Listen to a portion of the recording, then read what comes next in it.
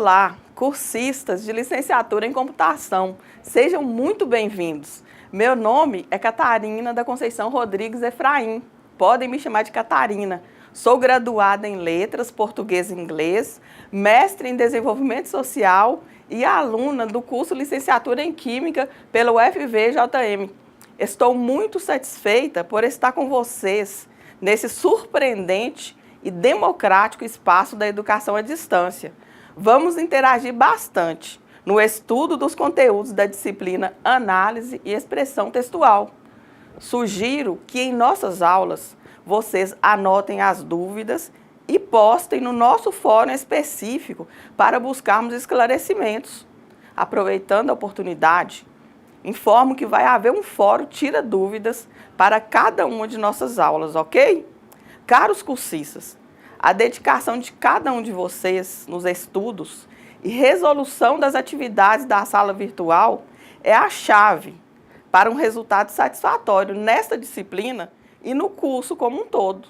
Lembrem-se, para serem bem-sucedidos no estudo à distância, vocês precisam organizar bem o tempo, fazer todas as atividades solicitadas dentro do prazo.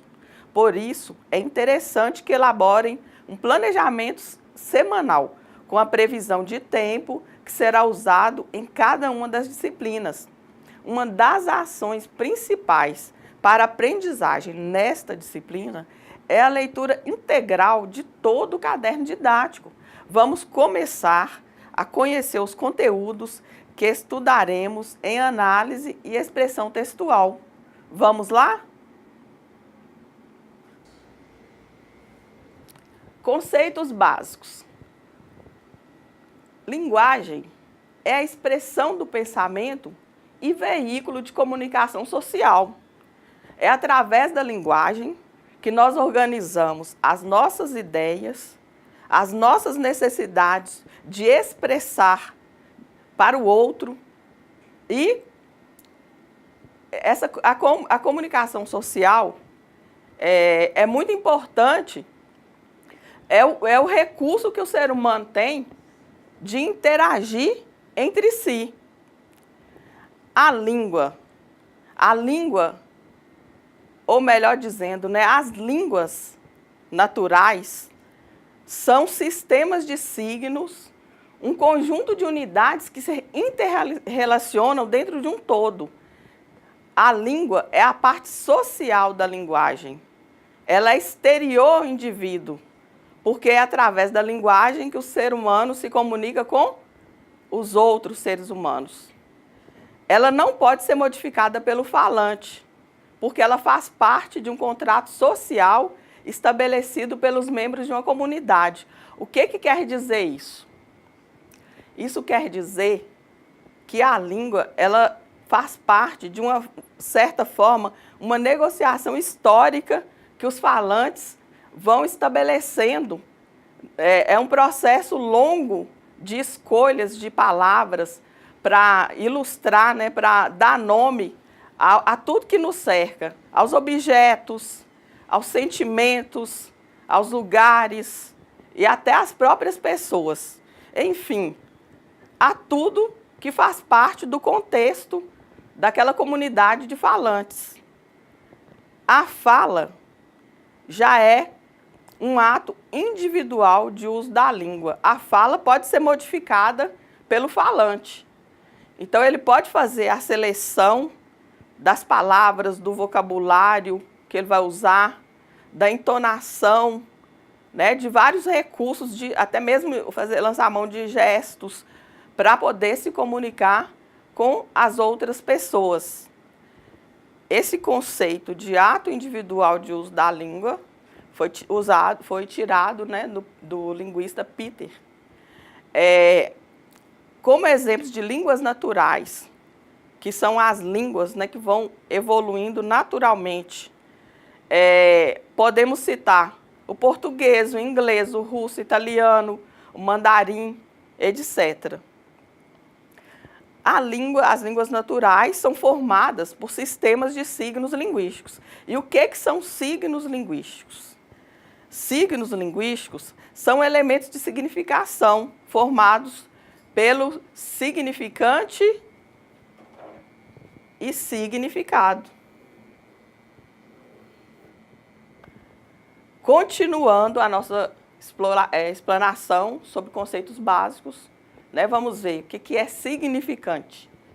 Significante é o suporte para a ideia, a sequência de sons que se combinam para formar a palavra. Aí eu dei o exemplo, né, da palavra computador, computer, computador em português, computer em inglês, equipo em espanhol, ordinateur em francês. Então, o mesmo significante, né, que existe no mundo abstrato, que existe no nosso pensamento, que é formado por uma sequência de sons, ele pode ser escrito, né, constituído de diferentes maneiras em diferentes línguas. Então, assim, para computador, por exemplo, são usados, né, os sons, os fonemas C, O, M, P, U, T, A, D, O, R. E já, por exemplo, em francês é completamente diferente. Já é O, R, D, I, N, A, T, E, U, R. Então são outros. Por isso que disse, né, que é arbitrário a escolha desses sons. Eles não têm uma lógica exata assim para explicar isso de maneira geral, né, valendo para todas as línguas ao mesmo tempo. Cada língua ela é construída, né, como um processo, como eu disse, de longo prazo, né, ela vai se formando, os falantes da língua vão fazendo escolhas coletivas, não individuais, coletivas. Uma palavra de determinada forma ela só passa a valer se os falantes coletivamente escolherem essa palavra para designar, né, determinada coisa. Então, o significante é a parte externa, né, que praticamente a gente usa para designar as coisas. E o significado ele está na nossa mente. Ele é a ideia, a abstração que se apresenta, né, como eu já falei, na nossa mente. Então, o significado, apesar da palavra em si ela ser abstrata, mas ela é a expressão, porque quando a gente fala, produzindo o som, a gente está colocando para fora esse significante, aliás. E quando a gente escreve da mesma forma, ele é colocado para os outros, para os nossos interlocutores, né, para as pessoas que estabelecem uma comunicação conosco. Então, aqui eu coloquei a imagem de um computador, né, que eu coloquei como exemplo. A língua ela se concretiza por duas modalidades básicas, né, a fala e a escrita. São duas modalidades diferentes. Aqui eu coloquei também duas charges para exemplificar. Então, pela fala, aqui tem um diálogo, né? Quer dizer, uma tentativa de diálogo praticamente entre um pai e o filho. Aí o pai está pedindo aí, o avô, pode ser um pai ou um avô, pode largar o telefone enquanto conversamos, Juca? E Juca responde no segundo quadrinho: sou da geração Y, consigo receber muitas informações ao mesmo tempo. Aqui o Juca respondendo.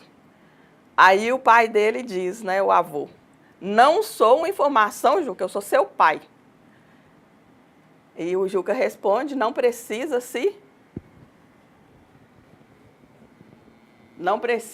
rebaixar, papai, se diminuir, papai. Bom,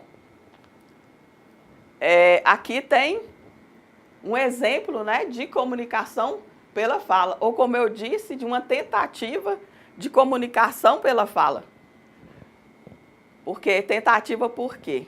nessa geração de hoje, né, a polêmica que nós temos aí, grande, né, da geração Y e das outras que estão vindo, de uso da tecnologia, que é algo que vocês como futuros professores, né, e nós todos que estamos na educação, precisamos ainda debater bastante, né, como usar esse recurso para estabelecer comunicação com os alunos mais jovens, né, até mesmo nós comunicarmos com vocês, que no grupo de alunos aí com certeza tem pessoas de várias faixas etárias, tem pessoas mais maduras, tem pessoas muito jovens, né, que pertencem a essa geração que tem a tecnologia como algo natural. Então nós temos que fazer com que essa tecnologia ela seja usada para nós nos comunicarmos. Então aqui tem outra, poderia dizer que voltando aqui nessa charge, tem duas formas de comunicação na verdade, porque pode ter, né? Porque além de em si a charge ser escrita, né? Mas assim, está passando a ideia de uma tentativa de comunicação oral. E ao mesmo tempo, no aparelho que o garoto está usando aí, um smartphone, um celular, ele pode também estar lendo. Então, está tendo contato com a escrita. Então, a gente, na verdade, hoje temos assim, bastante presença das duas formas simultaneamente, né, da fala e da escrita. Então, pela escrita, então, nós nos comunicamos pela fala e comunicamos também pela escrita. Então, aqui também tem um exemplo de alguém escrevendo, né, do garoto aqui, escrevendo uma carta para o Papai Noel. Querido Papai Noel, nesse Natal eu quero um taco de beisebol. Olha só, quem também vai estagiar aqui. Aí um apresentando o outro, né? O meu primo. Aí o garoto fala, pensando bem, é melhor que sejam 2 tacos. Então aqui, nessa charge que eu estou querendo exemplificar é que ele está escrevendo uma carta para o Papai Noel, está usando a comunicação, né, a língua escrita. A comunicação humana. Então, a comunicação é o centro de todas as atividades humanas. Aliás, quanto mais nós nos comunicamos bem, mais nós temos a oportunidade de, inclusive, diminuir a violência. Porque tem um ditado antigo, né, que diz que quem não comunica se trumbica. Então, assim, a comunicação, ela é a nossa melhor arma para resolver todas as questões que nos cercam, resolver todos os problemas. E por isso mesmo que tem essa disciplina, né, tem tanta importância no curso, porque nós temos que aprimorar a comunicação falada e a comunicação escrita. Um aluno, né, de curso acadêmico precisa fazer isso também. Então, a comunicação pode contribuir para o aprofundamento dos níveis de conhecimento intrapessoal, interpessoal e tecnológico.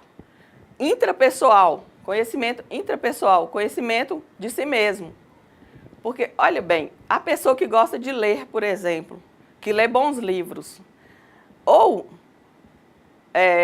conversar com pessoas experientes, né, na área assim, do interesse dela, ou principalmente numa questão que hoje em dia nós todos estamos reclamando um pouco da falta dela, ou de uso, né, ou de seleção, ou de escolha, que são os valores.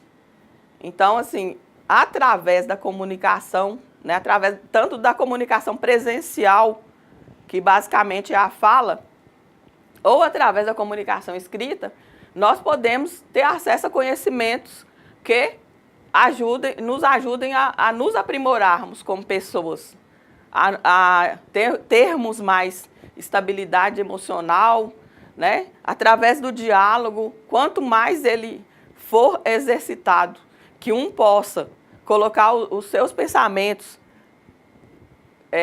para o outro, né? E conseguir um respeito de ambas as partes, mas nós podemos crescer e, como eu disse, nós podemos diminui também a violência, né, que nos cerca.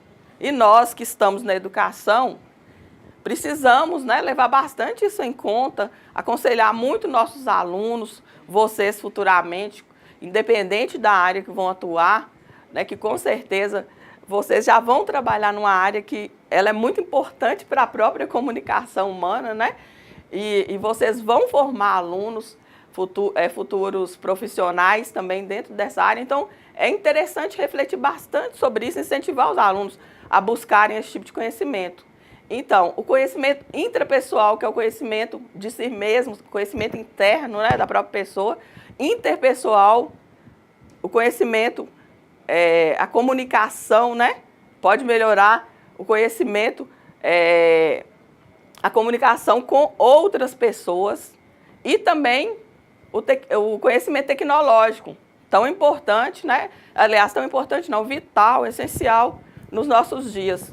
Não tem como um ser humano sobreviver no mundo de hoje com o que a gente considera qualidade de vida, sem acesso, né, a esse tipo de conhecimento tecnológico. Então, a comunicação é importante nesse aspecto aí de aprofundar os níveis de conhecimento. É também um processo indispensável de sobrevivência humana, até está ligado com o que eu acabei de falar, né? Porque, assim, cada vez nós precisamos de nos comunicarmos através dos recursos tecnológicos e usarmos, né, para a gente ter uma vida melhor, uma vida com qualidade, uma vida digna. Então, a comunicação, ela é essencial nesse processo, né, de ter condições de sobrevivência. E ainda dentro disso aí, né, porque através da comunicação que nós estabelecemos uma negociação com o outro, né, com as outras pessoas, para nós conseguirmos sobreviver. Então, a comunicação humana precisa ser clara, ser lógica e ser coerente. Então, assim, a pessoa, para ela ser compreendida, né, para o falante, o autor de um texto, ser compreendido, ele precisa ser claro no que, como eu estou tentando ser nesse momento, né? Ele precisa ser claro, ter uma lógica na construção do discurso falado ou escrito e ter coerência para ele conseguir ser compreendido, né, por parte de quem o ouve ou de quem lê o que ele escreve. A comunicação humana, ela não inclui só as palavras, né? Ela inclui a palavra, os gestos, os sinais, imagens, etc. Os sinais, através da nossa segunda língua brasileira, né, que é a Libras, é um grande exemplo do uso de sinais. O recurso mais usado, hoje em dia é um pouco no Brasil complicado a gente fazer essa afirmação, porque realmente a maioria das pessoas usam a palavra para se comunicar. Mas a gente tem que ter um pouco de cuidado nisso, justamente porque nós temos duas línguas no Brasil e uma delas não é através da palavra, né? Através dos sinais. Mas, enfim, a palavra, como a maioria das pessoas, né, em qualquer língua, não é só na língua portuguesa, ou nós utilizamos, né, preferencialmente, a maioria de nós, a palavra para nos comunicarmos. Então, continuando ainda nesse item aí da comunicação humana, né, de alguns conceitos. Então, para obter resultado, o emissor ou locutor, tem alguns linguistas que usam a palavra, alguns teóricos, né, da comunicação que usam a palavra emissor para se referir a quem emite a mensagem, né, e tem outros que usam a palavra locutor. Tem praticamente um significado, se não o mesmo, bem próximo, né? Então, está se referindo à pessoa que emite a mensagem, seja ela falada ou escrita. Então, a pessoa que está emitindo uma mensagem e quer ser compreendido, ele precisa estar atento a alguns aspectos, né? Então, assim, ele precisa desenvolver a habilidade comunicativa, levando em conta, né, aquela questão lá, a comunicação da clareza, né, de articular a fala ou a escrita de uma forma lógica, coerente. Ele tem que ter atitude, ou seja, ele tem que querer, se ele quer ser compreendido, ele tem que fazer tudo para isso acontecer, né? Ele tem que fazer as escolhas, ele tem que construir o discurso, enfim, ele tem que ter atitude de comunicador. O nível de conhecimento, é preciso levar em conta, o locutor emissor, né, tem que levar em conta o nível de conhecimento do receptor ou interlocutor, né, a pessoa que vai receber a mensagem, a pessoa que quem está tentando estabelecer uma comunicação pretende, né, que seja compreendido por ele. Então, aí precisa, para isso, levar em conta o nível de conhecimento dessa pessoa sobre o tema ou assunto em questão. Porque, por exemplo, não adianta nada alguém chegar aqui querendo dar uma aula para vocês como se fosse num curso de letras. Principalmente no curso de letras que a pessoa já tivesse um nível de conhecimento bem grande assim sobre a língua. Então, assim, que os conceitos são outros. A mesma coisa vocês, né? Quando vocês estiverem numa sala de aula, como professores, vocês vão precisar também levar isso em conta. O professor que não leva isso em conta, de olhar o nível de conhecimento dos alunos, né? Assim, já quer chegar colocando aquele conhecimento que ele próprio tem, só de forma técnica, ele dificilmente consegue muitos bons resultados. Então, não que ele não vá usar os termos técnicos, ele tem que usar. Como eu estou, né, fazendo uso aqui no momento de termos, quando eu digo, por exemplo, termos técnicos da área de linguística e de comunicação, receptor, interlocutor, emissor, locutor, por exemplo. Então, assim, não que exclua, nós não podemos excluir, mas temos que ter cuidado com esse uso, porque o foco de quem está tentando comunicar é ser compreendido, né, pela outra parte, né, pelo receptor ou interlocutor. Então, ele tem que preocupar com isso. Posições ocupadas dentro do sistema sociocultural é outro aspecto que precisa ser considerado, né, para obter um bom resultado na comunicação. Porque você não vai se dirigir a todas as pessoas do mesmo jeito. Só tem um aspecto importante que não está escrito aí, né, mas que ele faz parte de qualquer relação humana, inclusive da comunicação, né, melhor dizendo, que é o respeito. Então, você tem que respeitar qualquer pessoa, mas a forma de abordar na comunicação, com certeza, não é a mesma. Você não pode, existem regras sociais, né, que praticamente determinam isso. Por exemplo, você não vai se dirigir ao seu pai como você se dirige a um amigo seu. Assim, se você, por exemplo, gosta de sair com os amigos, você não vai comunicar com seu pai como comunica com seus amigos. Se tentar comunicar em algum dos dois lugares, vai acontecer algum problema de comunicação, com certeza. Igual uma pessoa que usa gíria, por exemplo, que tem uma linguagem assim, com os amigos da mesma idade, de um determinado jeito, que às vezes usa palavrão, como a gente vê muito hoje em dia, assim, às vezes nas escolas, né?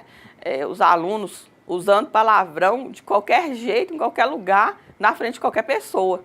Então, assim, ele pode usar palavrão? Talvez possa, né? Mas, assim, depende do contexto, depende da pessoa com quem está estabelecendo comunicação. Aí, por exemplo, se a gente for olhar hierarquicamente na sociedade, então, assim, a comunicação de alguém dirigida a uma autoridade política, a um juiz, né? A um profissional assim, que precisa de uma formalidade. Então, se ele quer que atingir o objetivo da comunicação, ele não pode se dirigir de qualquer jeito. Então, assim, depende, né? Quando a gente fala hoje, por exemplo, às vezes da questão política, eu tenho que dar esse exemplo, porque mesmo que você tenha muita, assim, como todos os cidadãos brasileiros, né? Tem às vezes muita raiva das coisas que vêm acontecendo, né? O que aconteceram historicamente no Brasil, não é só de hoje. Então, assim, mesmo assim, quando você se dirige a uma autoridade, né? Um prefeito, um governador, um deputado, etc., ou seja, uma autoridade política, né, ou até mesmo o presidente do sindicato, que é mais próximo de um trabalhador e tudo, mas enfim, sempre você tem que se preocupar como que você vai articular seu discurso para se dirigir à pessoa. Da mesma forma, se você está conversando com outra pessoa que tem uma outra linguagem diferente, né, usa outra variante linguística, como a gente vai ver aqui mais à frente, aí você também tem que adequar a sua fala para aquela pessoa entender, né, para a pessoa te entender. Então, porque o foco da comunicação principal, né, é o entendimento. Quem comunica alguma coisa quer ser entendido. Então, ele tem que preocupar com esses aspectos por conta disso. Como eu acabei de dizer, a questão das variações linguísticas.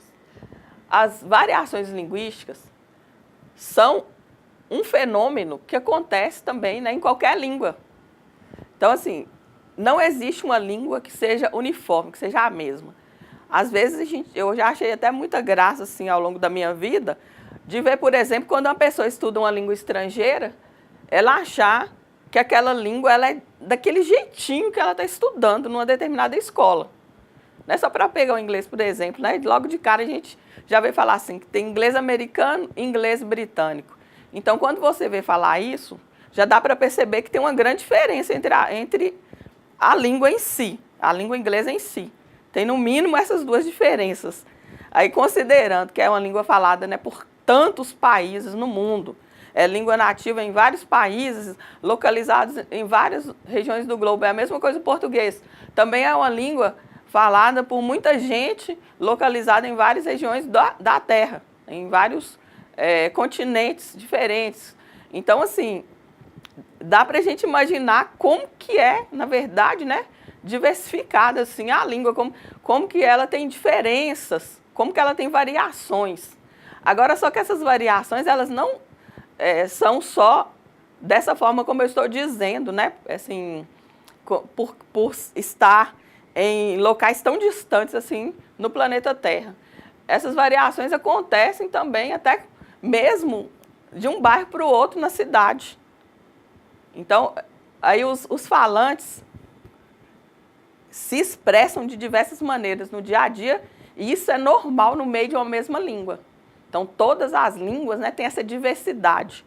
Então, assim, eu acredito que uma pessoa que estuda inglês e não tem uma cabeça aberta, quando ela aqui no Brasil, no curso que ela fez, ela pode ser fluente. Eu estou citando o inglês, né, porque português é a nossa língua materna, então a gente compreende mais fácil, sim. Ou às vezes até dificulta para falar dessa variedade linguística. Então, assim, olha bem, aí a pessoa pode quebrar a cara, assim, literalmente, né, quando ela vai para um país que o povo é falante do inglês, porque vai ver a diversidade. Isso eu estou dando o exemplo do inglês, mas é a mesma coisa no português. No Brasil, a gente tem essa dificuldade, às vezes, de compreender um falante de português que é de um outro lugar e, às vezes, até na mesma cidade da gente. A gente vai na sequência aqui vendo isso. Então, essas diferenças, né, essas variações linguísticas, né, essas variações que acontecem na língua, elas podem estar no vocabulário, podem estar na pronúncia, na morfologia ou na sintaxe. Então, olha bem, para ilustrar aí, vou usar a questão do vocabulário. Então, assim, se você ouvir um falante nativo do Rio Grande do Sul, por exemplo, ele falando português, o mesmo português nosso, é o mesmo português, mas não é ao mesmo tempo, né? Por causa da variação linguística. Então, a gente vai ficar surpreso com a quantidade de termos que eles usam para designar as coisas e que a gente não compreende, não sabe o significado. Porque, às vezes, o vocabulário ele é localizado em um determinado lugar, mesmo dentro da mesma língua. A língua, como tudo que o ser humano faz, é muito, assim, é muito dinâmico, é muito rico, né? O ser humano, nós somos seres muito criativos, então, inclusive, na língua a gente tem essa dinâmica, assim, de mudança constante, né? Diversidade. Então, assim, no Brasil, quando a gente ouve, a gente fala no Brasil, e a gente pode também ir localizando mais próximo. Em Minas Gerais, por exemplo, tem, ouvindo as pessoas falarem pela pronúncia, das palavras, né? Assim, o sotaque também, assim, a gente consegue perceber de qual local do estado que aquela pessoa é. Assim, é praticamente, de certa forma, é um traço, né, que identifica a pessoa. Então, eu mesmo já, em vários lugares já me perguntaram se eu sou baiana, por causa do meu jeito de me arrastar de falar. E aí a gente tem o professor, ex-professor da Unimontes, né, o João Batista, João Batista de Almeida Costa, né, o Joba, que foi meu orientador no mestrado. Então, ele discute na tese dele, né, assim, praticamente um posicionamento, né, contra a questão de chamar o norte mineiro de baianeiro, que nós não somos baianeiros, eu também concordo com ele. Com ele, nós somos norte mineiros, mas assim, de certa forma, a gente percebe como que, às vezes, assim, né, como pela própria proximidade e interação do norte de Minas com a Bahia, como também a gente tem uma semelhança, né, em alguns aspectos, assim, de uso da língua, na variação linguística. Mas nem por isso nós somos baianeiros, nós somos norte-mineiros, né? Uma região muito importante, assim, que define muito, ajuda a definir muito a identidade, até mesmo do povo brasileiro. Se é que também, né, existe, se nós já temos essa identidade construída.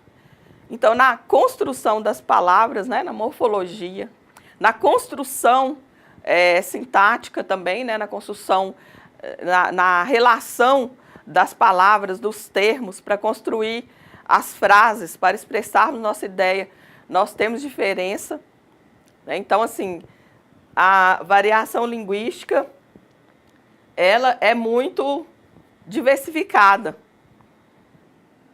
Então, nós vamos ver agora os fatores de variação linguística.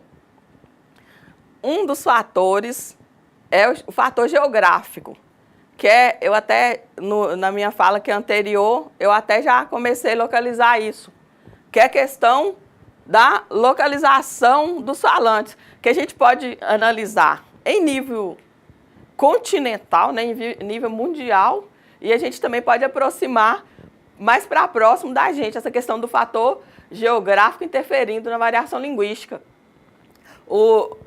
Então, assim, o português falado em Portugal, como a gente, mesmo quem ainda não teve a oportunidade de ir lá, como eu ainda não tive, né? Mas dá para perceber pelos portugueses que a gente já viu conversando, até mesmo em um programa de televisão, né, numa entrevista, como que o português, eles falam português com diferenças em relação a nós. Inclusive, assim, a pronúncia muito diferente, né? Que às vezes nós falando a mesma língua, nós temos um pouco de dificuldade inicial de entender o que eles estão falando, como eles também devem ter em relação a nós. E dentro de uma mesma cidade, de um bairro para o outro, até mesmo dentro da cidade, pode ter diferença também entre o jeito dos falantes, né? Pode ter diferença entre o jeito dos falantes falarem a mesma língua, como por exemplo, a gente pega a região metropolitana de Belo Horizonte. Então, assim, quem é bom de ouvido sabe localizar bem de qual local da região metropolitana que a pessoa só de ouvir a pessoa falar, pela pronúncia, né? Pelo sotaque. Então, o fator, assim, quando a gente considera a localização, né, geográfica do falante, dá para compreender bem, porque assim, às vezes a distância, que às vezes pode não ser assim tão longa, como eu estou dando o exemplo de o português de Portugal e do Brasil, mas ao mesmo tempo estou citando aqui a região metropolitana, que é uma localização geográfica menor, né, de menor tamanho em relação à outra continental, mas no dia a dia, assim, as pessoas, às vezes, de uma região de uma parte da região metropolitana e de outra, não tem muito contato. Então, assim, vai causando, né, uma diferença, uma variação no jeito de falar a mesma língua ali. Um exemplo que a gente tem, assim, né, a questão da zona rural e urbana também, que tem diferença, apesar que está diminuindo cada vez mais, assim, por interferência dos meios de comunicação. Porque como o meio de comunicação, televisão, a mídia, né? Televisão, a mídia falada, a televisão, acho que hoje em dia, de certa forma, até a própria internet, né? Está interferindo muito nisso. Então, assim, tá diminuindo essa diferença entre zona rural e urbana, que já foi bem maior, assim, né? Bem mais evidente. Mas ainda é diferente. Então, assim, um exemplo que a gente tem de variação linguística desse fator geográfico é o Chico Bento, né? O personagem maravilhoso aí de Maurício de Souza. Então, assim, igual aqui mesmo, ele falando, né, professora, a senhora ia me castigar por alguma coisa que eu não fiz, né? Se fosse na língua padrão, seria, né, professora, a senhora ia me castigar por alguma coisa que eu não fiz. Aí a professora já está usando, né, o português padrão, hein? Claro que não, Chico. Aí ele, ainda bem, professora, porque eu não fiz a lição de casa hoje. Então a gente percebe aí, né, como que é construída a fala dele. Então, outro fator geográfico é o sociocultural. Tem também um exemplo aqui de um cartoon, né? Aqui já tem a ver, por exemplo, no fator sociocultural, por exemplo, tem a ver com a questão da idade dos falantes.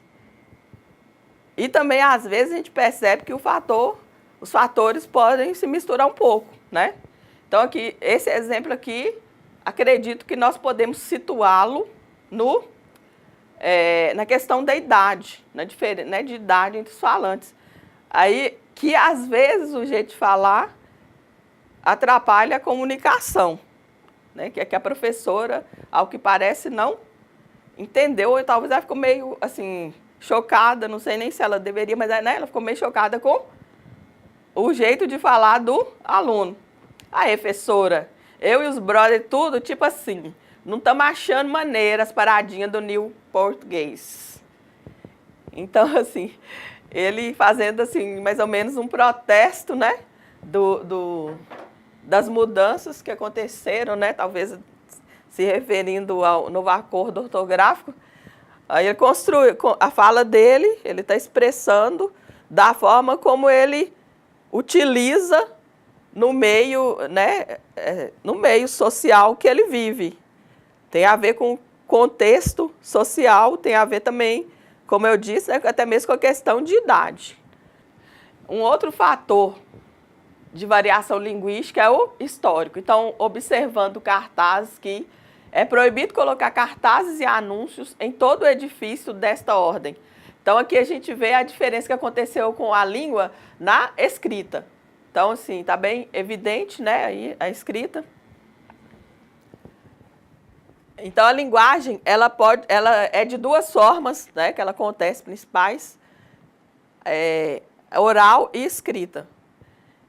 E a linguagem oral, ela é mais espontânea, livre, né, acontece através do contato direto dos interlocutores, falante e ouvinte.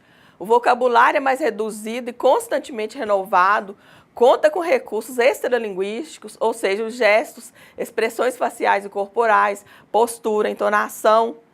E já a linguagem escrita, ela é mais elaborada, é presa às regras gramaticais e ao padrão considerado culto, né, os textos técnicos e científicos, o contato indireto entre os interlocutores, o escritor e leitor, e exige maior esforço de elaboração por parte do locutor-escritor. Então, assim, quando a pessoa escreve, ela precisa tomar mais cuidado, né? Por isso que tem que ser mais elaborado, porque ela não está presente provavelmente, quando o interlocutor tiver contato com o texto. Os níveis de linguagem tem o nível culto ou formal, o nível familiar ou comum.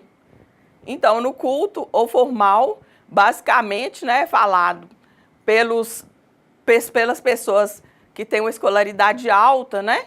Exemplo aí, diplomatas, professores, cientistas, escritores, né, literatos, faz uso obrigatoriamente, né, das normas da língua padrão e também o que é usado na escrita, né? Tem um vocabulário amplo, apurado, mais preciso, E o nível familiar comum, ele foge à formalidade e aos requintes gramaticais. As construções gramaticais são mais simples, caracteriza geralmente o falante medianamente escolarizado. Continuando, em nível popular, é um ato de fala mais descontraído, espontâneo, concreto, subjetivo, distancia-se das normas gramaticais, o vocabulário é restrito, cheio de redundâncias e gírias, às vezes, caracteriza o falante com baixo ou nenhum grau de escolaridade, pode aparecer nesse nível o registro vulgar com emprego de termos chulos e obscenos. É aqui no nível popular que encaixa, na maioria das vezes, né, os palavrões. Na maioria das vezes, não sempre. Então, aqui, finalizando a nossa aula, vocês vão responder algumas questões. Então, veja bem, vocês vão observar atentamente esse cartoon, né, essa imagem, para responder as questões. Então, vocês terão, né, 10 minutos para poder fazer essa análise. E logo a seguir, vocês terão acesso a uma resposta que pode não ser exatamente a resposta de vocês, né? Então, vamos lá? 10 minutos. Então, quais são essas perguntas? No cartoon, qual o nível de linguagem utilizado pela entrevistada? Por que não se deve utilizar esse nível de linguagem em uma entrevista para emprego ou na apresentação de um trabalho acadêmico? Então, lembrando aí, 10 minutinhos para vocês pensarem, né, analisar o cartoon e pensar nessas duas perguntas. Pronto. Passados 10 minutos, vamos lá. Então, vamos voltar à primeira pergunta. No cartoon, qual o nível de linguagem utilizado pela entrevistada? O nível de fala, aliás, né, vamos voltar lá rapidinho. O nível de linguagem ou nível de, melhor dizendo, o nível de fala. O nível de fala demonstrado pela entrevistada foi o popular, identificado no uso da gíria, aí varia. É importante refletir sobre a provável exclusão em um processo de seleção para emprego de um candidato ou candidata que utilize a língua materna dessa forma, ainda que seja fluente em outros idiomas. Precisamos cuidar de aprender a utilizar bem a língua materna, né, antes de nos preocuparmos com outros idiomas. Voltando na questão 2, por que não se deve utilizar esse nível de linguagem em uma entrevista para emprego ou na apresentação de um trabalho acadêmico? Porque, ainda que não se possa estigmatizar nenhum ato de fala, não devemos, né? Nossa sociedade valoriza o domínio do nível culto ou formal utilizado na língua escrita, pois ele é fundamental para a compreensão das informações tecnológicas e científicas, bem como para a promoção do indivíduo e para a transformação social. Então, pessoal, finalizando essa primeira videoaula, né, esse primeiro contato nosso, eu espero que vocês tenham compreendido os conteúdos que nós trabalhamos até aqui. E fiquem firmes, organizados, né, organizem bem o tempo para darem conta de um curso tão importante numa modalidade democrática como é a AD, que para ser bem sucedido precisa muito do empenho de quem está estudando. Então, até a nossa próxima videoaula, né? E até a nossa interação dia a dia no ambiente virtual de aprendizagem.